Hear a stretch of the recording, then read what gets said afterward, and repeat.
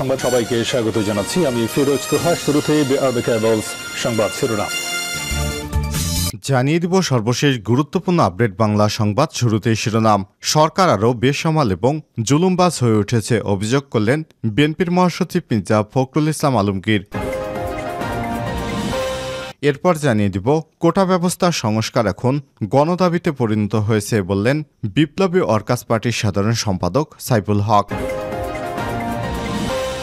জানিয়ে দিব সিলেটের সঙ্গে সারা দেশের ট্রেন যোগাযোগ স্বাভাবিক। সিলেটের সঙ্গে সারা দেশের ট্রেন চলাচল 1 ঘণ্টা পর স্বাভাবিক হয়েছে। রোববার 7 জুলাই রাত 8:45টার দিকে ট্রেন যোগাযোগ স্বাভাবিক হয়েছে।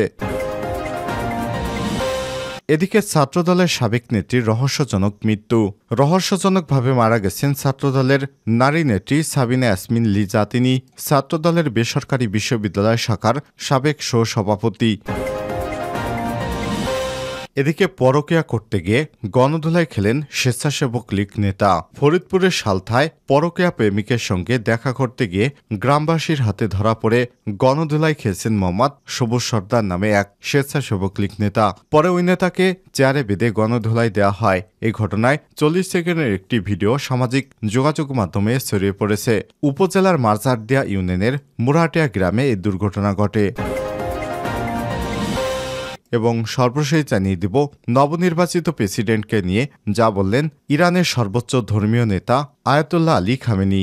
ইরানে প্রেসিডেন্ট নির্বাচনে বিজয় হওয়া সংস্কারপন্থী প্রার্থী সাবেক স্বাস্থ্যমন্ত্রী মাসুদ পেজেশকিয়ানকে নিয়ে কথা বলেছেন দেশটির সর্বোচ্চ ধর্মীয় নেতা আয়াতুল্লাহ খামেনি। তিনি নির্বাচন প্রক্রিয়া নিয়ে সন্তোষ প্রকাশ করেছেন এবং নবনির্বাচিত প্রেসিডেন্টকে উপদেশ দেন। খবর আল জাজিরার। প্রিয় দর্শক, এতক্ষণ শুনছিলেন সংবাদ শিরোনাম, এবারে বিস্তারিত। তবে তার আগে বন্ধুরা, আপনি কোন স্থান থেকে আমাদের সংবাদটি দেখছেন কমেন্ট করে জানিয়ে দিন এই সংবাদ সম্পর্কে আপনার মূল্যবান মতামত। প্রিয় দর্শক, আপনি যদি আমাদের চ্যানেলে নতুন হয়ে থাকেন, ভিডিওটি দেখতে দেখতে চ্যানেলটি সাবস্ক্রাইব করে রাখুন, যাতে করে বন্ধুরা আমাদের লেটেস্ট আপডেট সংবাদগুলো সবার আগে আপনার কাছে পৌঁছে যায়। এবারে বিস্তারিত। সরকার আরও বেসামাল এবং জুলুমবাজ হয়ে উঠেছে মির্জা ফখরুল। বিএনপির মহাসচিব মির্জা ফখরুল ইসলাম আলমগীর বলেছেন, জনভিত্তি নেই বলেই 7 জানুয়ারি প্রহসনের নির্বাচনের মাধ্যমে বর্তমান শাসক গোষ্ঠী এখন আরও ক্ষমতা দখল করে বেপরোয়া এবং জুলুমবাজ হয়ে উঠেছে। রোববার 7 জুলাই এক বিবৃতিতে তিনি এসব মন্তব্য করেছেন।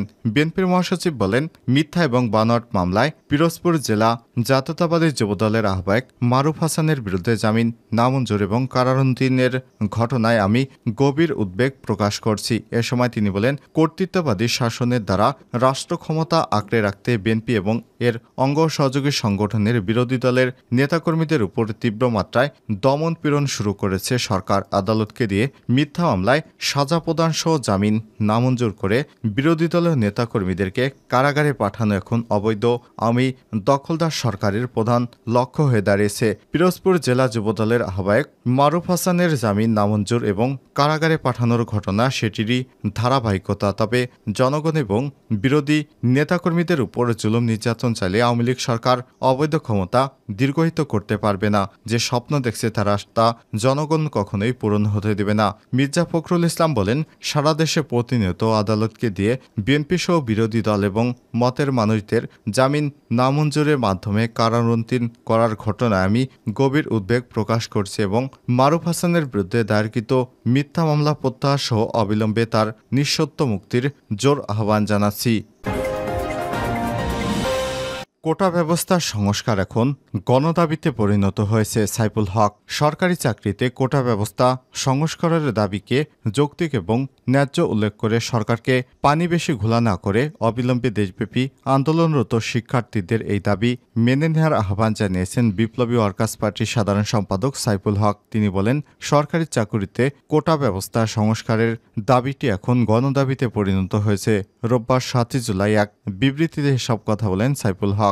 বিপ্লবী ওয়ার্কার্স পার্টির এই নেতা সাধারণ সম্পাদক বলেন, উচ্চ আদালতের অজুহাত দিয়ে কোনো সংস্কারে ন্যায্য যৌক্তিক দাবিকে এড়িয়ে যাওয়ার কোনো সুযোগ নেই। কোটা সংস্কারের বিষয়টি কোনো আইনি সিদ্ধান্তের বিষয় না, এটা মূলত ভাবে রাজনৈতিক সিদ্ধান্তের বিষয়। এ কারণে 2018 সালে ব্যাপক আন্দোলনের মুখে রাজনৈতিক সিদ্ধান্তে সরকার কোটা ব্যবস্থা বাতিল করে দিয়েছিলেন। এ সময় তিনি বলেন, আন্দোলনকারী ছাত্র তরুণেরা কেউই কোটা ব্যবস্থা পুরোপুরি তুলে দেওয়ার কথা বলেনি, এখনও কেউ বলছে না। দাবি করা হচ্ছে স্বাধীনতার 54 বছর পর মুক্তিযোদ্ধা কোটাকে যৌক্তিক পর্যায়ে নামিয়ে আনা, একই সঙ্গে পিছিয়ে পড়া প্রান্তিক জনগোষ্ঠীর কোটা ব্যবস্থাও প্রয়োজনীয় পর্যালোচনা করে পুনর্বিন্যস্ত করার প্রয়োজন।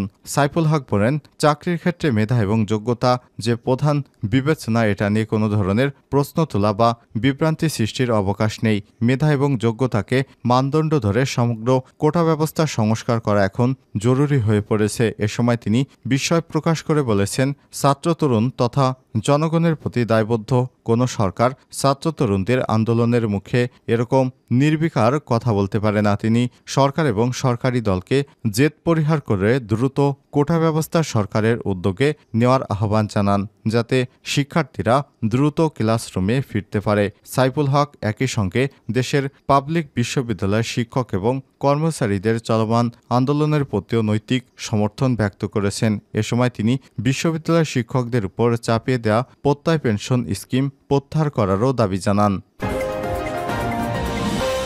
সিলেটের সঙ্গে সারা দেশের ট্রেন যোগাযোগ স্বাভাবিক। সিলেটের সঙ্গে সারা দেশের ট্রেন চলাচল 1 ঘন্টার পর স্বাভাবিক হয়েছে। রোববার 7 জুলাই রাত 8:45টার দিকে ট্রেন যোগাযোগ স্বাভাবিক হয়। এর আগে রোববার সন্ধ্যা 7:45টার দিকে সিলেট রেলওয়ে স্টেশনে প্রবেশের সময় চট্টগ্রাম থেকে সিলেটের উদ্দেশ্যে ছেড়ে আসা তেলবাহী ট্রেনের একটি বগে লাইনচ্যুত হয়। দুর্ঘটনার পর ট্রেনটি রেল লাইনে থেমে যায়। পরে সেটিকে সরিয়ে নিলে রাত 8টার দিকে সারা দেশের ট্রেন যোগাযোগ স্বাভাবিক হয়। সিলেট রেলওয়ে থানার ওসি সাইফুল ইসলাম পাটোয়ারি কালবেলাকে বিষয়টি নিশ্চিত করেছেন। তিনি বলেন, চট্টগ্রাম থেকে আসা তেলবাহী ওয়াগনটি স্টেশনে প্রবেশের সময় একটি বগি লাইনচ্যুত হয়ে রেল লাইনের উপরে থেমে যায়, যার জন্য সারা দেশের সঙ্গে ট্রেন যোগাযোগ বন্ধ হয়েছিল। উদ্ধার প্রক্রিয়া শেষ হওয়ার পর 8টার দিকে ট্রেন চলাচল স্বাভাবিক হয়েছে। ছাত্রদলের সাবেক নেত্রীর রহস্যজনক মৃত্যু। রহস্যজনকভাবে মারা গেছেন ছাত্রদলের নারী নেত্রী সাবিনা ইয়াসমিন লিজা। তিনি ছাত্রদলের বেসরকারি বিশ্ববিদ্যালয় শাখার সাবেক সহসভাপতি। শনিবার গভীর রাতে রাজধানীর যাত্রাবাড়ির শনিরাখড়া এলাকায় মর্মান্তিক সড়ক দুর্ঘটনায় তার মৃত্যু হয়েছে। রোববার 7 জুলাই বিকাল 4টার দিকে ঢাকা মেডিকেল কলেজ হাসপাতালের মর্গ থেকে তার পরিবারের সদস্যদের কাছে তার মরদেহ হস্তান্তর করা হয়। এই ঘটনায় লিজার স্বামী পিরোজপুরে ভান্ডারিয়া উপজেলা ছাত্রদলের আহ্বায়ক মোহাম্মদ মাহফুজুল ইসলাম উজ্জ্বল গুরুতর আহত হয়ে চিকিৎসাধীন অবস্থায় রয়েছেন। তবে এ বিষয়ে পরিবারের কেউ মুখ খুলছে না। অন্যদিকে লিজার মৃত্যুকে রহস্যজনক বলছে তার সহকর্মীরা। তাদের কেউ কেউ দাবি করেছেন লিজা আইসিইউতে মারা গেছে, তবে পুলিশ বলছে লিজা যাত্রাবাড়ি ঘটনাস্থলেই মারা গিয়েছেন। ছাত্রদলের বেসরকারি বিশ্ববিদ্যালয়ের শাখার কয়েকজন নেতা জানান, শনিবার আনুমানিক রাত 2:30 থেকে 3টার দিকে স্বামী উজ্জ্বলকে নিয়ে যাত্রাবাড়ি এলাকায় বাইক নিয়ে ঘুরতে বের হন লিজা। তিনি নিজেই বাইক চালাচ্ছিলেন। এ সময় পেছন দিক থেকে একটি বাস তাদের বাইকে ধাক্কা দিলে সিটকে পড়েন তার স্বামী। তবে লিজা বাইক নিয়ে বাসটির পিছু নিলে পেছন থেকে আবারও অপর একটি বাস এসে বাইকে ধাক্কা দিলে ঘটনাস্থলেই মারা যান লিজা। পরে স্থানীয় লোকজন তাকে সহ তার স্বামীকে ঢাকা মেডিকেল কলেজ হাসপাতালে নিয়ে যায়। সেখানে চিকিৎসকেরা লিজাকে মৃত অবস্থায় পান এবং তার স্বামীকে চিকিৎসা দেন। ইডেন কলেজ শাখা ছাত্রদলের সিনিয়র যুগ্ম আহ্বায়ক সৈয়দা সুমাইয়া তার ফেসবুকে লিখেছেন, মেয়েটা লিজা আর কখনোই মিছিলের সামনের সারিতে হাঁটবে না। আজ সকল বিতর্কের উদ্দেশ্যে ইন্না লিল্লাহি ওয়া ইন্না ইলাইহি রাজিউন। আল্লাহ তাআলা লিজাকে জান্নাতুল ফেরদৌস মেহনত হিসেবে দান করুন। পরকীয়া করতে গিয়ে গণধোলাই খেলেন স্বেচ্ছাসেবক লীগ নেতা। ফরিদপুরের সালতায় পরকীয়া প্রেমিকার সঙ্গে দেখা করতে গিয়ে গ্রামবাসীর হাতে ধরা পড়ে গণধোলাই খেয়েছেন মোহাম্মদ সবুজ সর্দার নামে এক স্বেচ্ছাসেবক লীগ নেতা। পরে ওই নেতাকে চেয়ারের সঙ্গে বেঁধে গণধোলাই দেওয়া হয়। এই ঘটনায় 40 সেকেন্ডের একটি ভিডিও সামাজিক যোগাযোগ মাধ্যমে ভাইরাল হয়েছে। সকালে উপজেলার মাঝারদিয়া ইউনিয়নের মোরাটিয়া গ্রামে এই দুর্ঘটনা ঘটে। মারধরের শিকার মোহাম্মদ সবুজ সর্দার উপজেলার মাঝার দেয়া গ্রামের মোহাম্মদ পান্নু সর্দারের ছেলে। তিনি সালতা উপজেলা স্বেচ্ছাসেবক লীগের সহসভাপতি। সামাজিক যোগাযোগ মাধ্যমে ছড়িয়ে পড়া ভিডিওতে দেখা গেছে চেয়ারে বসে রাখা হয়েছে সবুজ সর্দারকে। তার হাত বাঁধা একজন তার শার্টের কলার ধরে জিজ্ঞাসাবাদ করছে। এ সময় সবুজকে উপস্থিত সকলের কাছে নিজের পরিচয় তুলে ধরতে শোনা যায়। স্থানীয়রা জানায়, দলীয় পদ ব্যবহার করে নানা অপকর্মে জড়িয়ে পড়ে সবুজ। তার স্ত্রী এবং 2টি সন্তান রয়েছে। তারপরও পাশের মুরাটিয়া গ্রামের 4 সন্তানের জননী এক নারীর সঙ্গে পরকীয়া করতে আসেন তিনি। এরই মধ্যে ওই নারীর বাড়িতে শনিবার সকালে দেখা করতে আসলে নারীর স্বামীর সহযোগিতায় স্থানীয়রা সবুজকে ধরে ফেলেন। পরে তাকে চেয়ারের সঙ্গে বেঁধে গণধোলাই দেওয়া হয়।